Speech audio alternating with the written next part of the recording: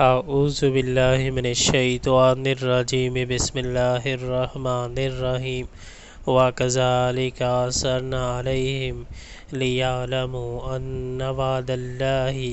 حَقٌّ وَأَنَّ السَّاعَةَ لَا رَيْبَ فِيهَا إِذْ يَتَنَازَعُونَ بَيْنَهُمْ أَمْرَهُمْ فَقَالُوا بُنُوا عَلَيْهِمْ بُنْيَانًا